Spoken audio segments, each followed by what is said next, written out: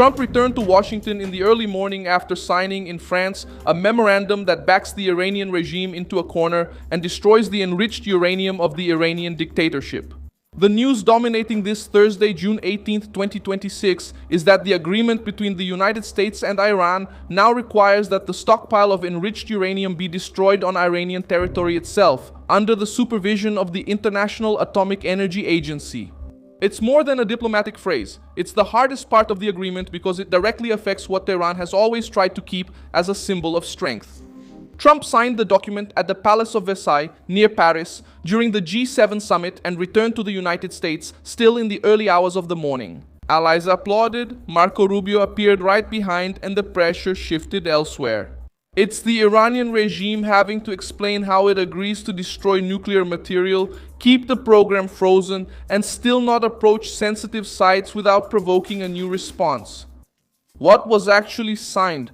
Why did uranium become the point that scares Tehran? How did Trump make the Iranian dictatorship accept what they said they would never accept? I'll tell you all about it in a moment. If you like this kind of straightforward and no-nonsense content, consider subscribing because we have videos like this every day.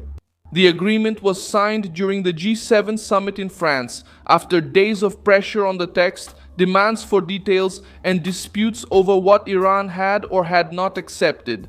The White House confirmed the signing of the memorandum, and international media reported that the document aims to end the war between the United States and Iran, to reopen navigation in the Strait of Hormuz, and to begin a 60-day phase for deeper negotiations about the Iranian nuclear program. The key fact is central to the agreement. Iran has committed not to develop nuclear weapons and to submit its stockpile of enriched uranium to a process of destruction by dilution on site, under international supervision. That's where the political panic in Tehran comes in. The Iranian regime spent years using the nuclear issue as a shield, as a threat, and as a bargaining chip. Now, according to the version presented by American authorities, it's not enough to just sign the paper and ask for economic relief. The broad removal of sanctions is tied to Iran's nuclear compliance. In simple terms, if Iran doesn't comply, it doesn't get the reward. If they try to stall, the pressure comes back. If they approach sensitive sites outside of what's agreed, Trump has already made it clear that the response could be heavy. Trump treated the agreement as a victory because the text freezes the nuclear program in its current state. The statement that circulated among allies reinforces this idea. The uranium is buried, no centrifuges were damaged, and the regime would no longer have the freedom to rebuild the nuclear path without being seen. Iran's promise not to seek or develop nuclear weapons becomes a public line of accountability. For Trump, this is the point that saves future American presidents from an even bigger crisis, because it takes away Iran's ability to push the problem forward while buying time behind the scenes. The timeline also drew attention. The formal signing was expected at another time, with the meeting of delegations in Switzerland, but the agreement was accelerated.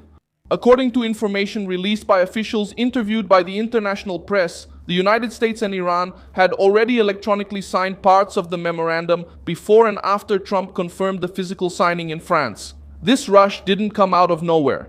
There was pressure to reopen the Strait of Hormuz, ease the risk on oil, and make it clear that commercial navigation would resume without illegal tolls. This undermines the Iranian attempt to turn an international route into a tool for blackmail. Oil is also part of this equation. The agreement allows Iran to resume selling oil, but this move comes with two effects that directly interest Trump. First, more supply could push international prices down, helping with fuel costs and inflation in the United States. Second, China loses part of the advantage of buying sanctioned Iranian oil at a discount. If the product returns to the market through legal channels, Beijing no longer has the same bargaining power it had in the gray market. For Trump, this turns the economic concession to Iran into a move against the Chinese discount. Tehran tries to present the agreement as a victory, mainly because the text also mentions sanctions relief, unblocking of assets, and economic benefits if there is compliance. But the trap for the regime is exactly in the if. The money, the oil, and the opening depend on Iranian behavior. The president got off Air Force One around 4 in the morning after his trip to France and still kept his schedule, which was set to start at 8 in the morning. While critics tried to raise doubts about his stamina, Donald Trump appeared returning from tough negotiations. With the agreement signed, an international crisis front and center, and the schedule maintained at the White House just a few hours later. Marco Rubio gained prominence because he was at the center of the signing photo, and because American diplomacy now needs to turn the memorandum into practical enforcement. The task doesn't end with the photo. The 60-day negotiation needs to detail what the outcome will look like, how the uranium will be diluted, which steps will release economic benefits, and which violations will bring sanctions back on the regime. The G7 nations received the agreement as an attempt to stabilize the crisis, especially because of oil, shipping, and the risk of the war expanding. The reopening of Hormuz is of interest to everyone, but Trump's political victory lies in bringing the debate toward real accountability. Iran cannot have a nuclear bomb, cannot use the Strait as a wartime toll booth, and cannot sell empty promises in exchange for automatic relief. Israel appears as a sensitive part of this equation because it did not participate directly in the negotiation and remains concerned about militias supported by Iran, especially in Lebanon. Trump even criticized Benjamin Netanyahu's tone regarding actions in Lebanon, calling for a more controlled approach. Even so, the central line of the American government remained focused on Iran, containing the nuclear program, reducing pressure on energy, and preventing the war from becoming a permanent crisis for the United States and its allies. The International Atomic Energy Agency is now becoming a key player in this new phase.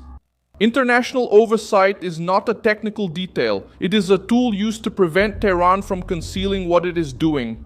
The crisis has also taken on a second political front in the United Kingdom, where new information about old investigations into child exploitation has once again put pressure on authorities. The British National Crime Agency reported that the first closed cases have been sent back to police forces for reinvestigation. As part of Operation Beacon Bicomporte, described as one of the most complex investigations in the recent history of the United Kingdom in this area.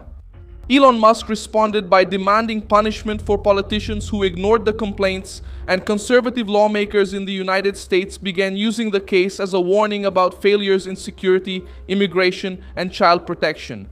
This topic entered the parallel news cycle because it reinforces the same political climate, right-wing voters demanding accountability from governments that, for years, supposedly preferred silence, bureaucracy, and fear of public backlash.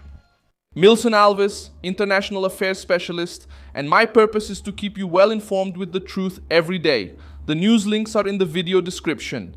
Leave a like on this video, subscribe to the channel, and at the end, check out the comments so you can be even more engaged with the Milson Alves community.